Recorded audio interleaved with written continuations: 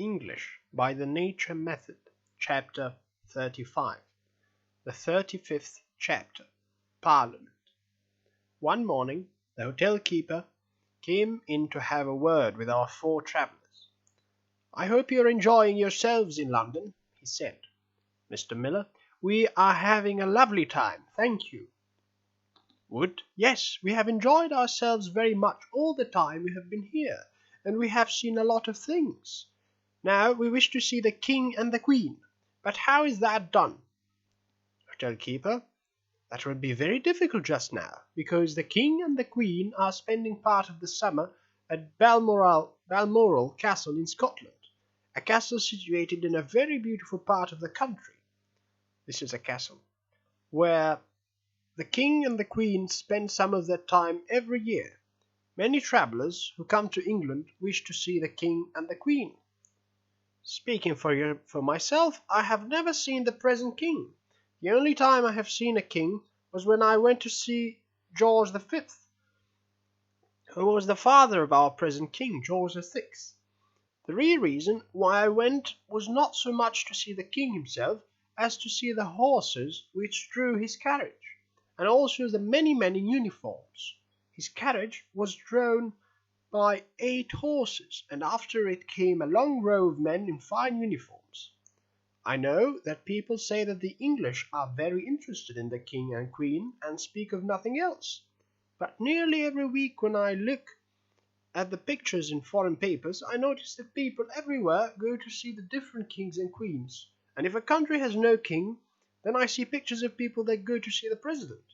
So I think that people in other countries are just as interested in these things as we English are. You only have to think of the King's visit to President Roosevelt of the United States in the spring of 1939. Although the King and Queen were not staying in London, our 4 friends went to look at Buckingham Palace. Mr. Miller, as you see, it is built of grey stone. How do you like it? Wood, well, I don't think there is anything unusual about it. It looks like all other palaces.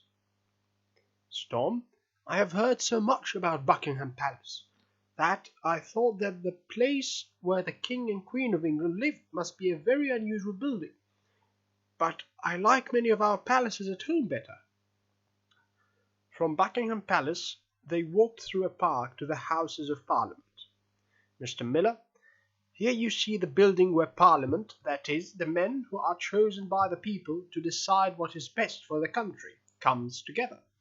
Altogether there are between 1,300 and 1,400 people who sit in Parliament, or are members of the 2 Houses of Parliament. Of these members, 640 are chosen by the people. They make up one of the 2 parts of Parliament and are called the House of Commons.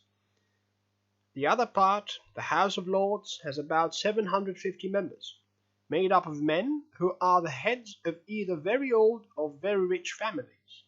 Since all time such men have had the right to be members of the House of Lords. 2 houses together make up Parliament. The British Parliament is the oldest in the world. It is so old that nobody really knows when it first started. Storm, the building where Parliament sits is a very old one, too, isn't it? Mr. Miller, no, most people think that the building must be very old, but it is not. It is only about 100 years old. It was built from 1840 to 1852. As it was Saturday, they were allowed to go in and look at the whole building, including the hall where the House of Commons comes together. This is the hall. It's the only day that people are allowed to go almost everywhere inside, Mr. Miller explained.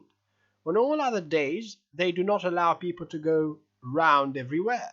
Storm, Wood, and Brown were very surprised at the smallness of some of the rooms. They first went to the House of Lords. Brown, this place looks very small.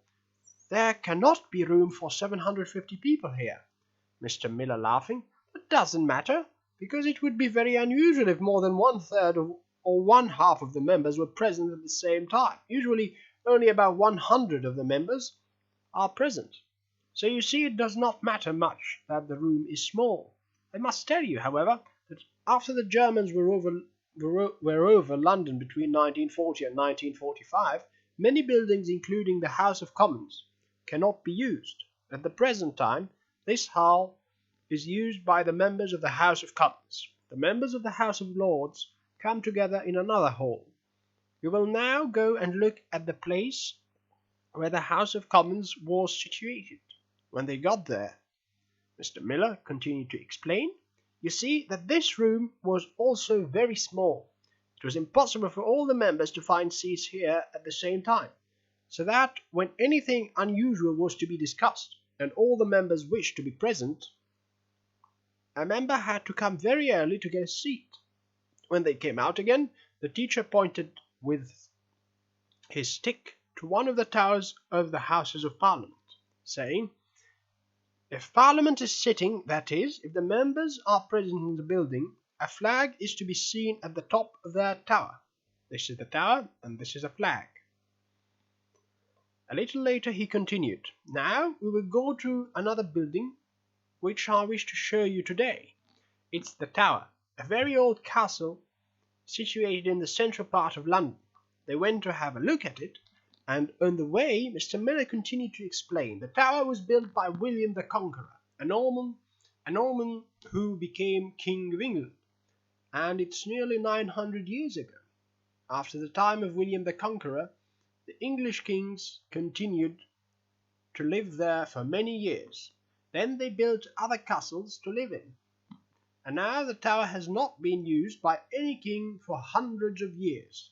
It has got its name from one of the towers of the building that is called the White Tower.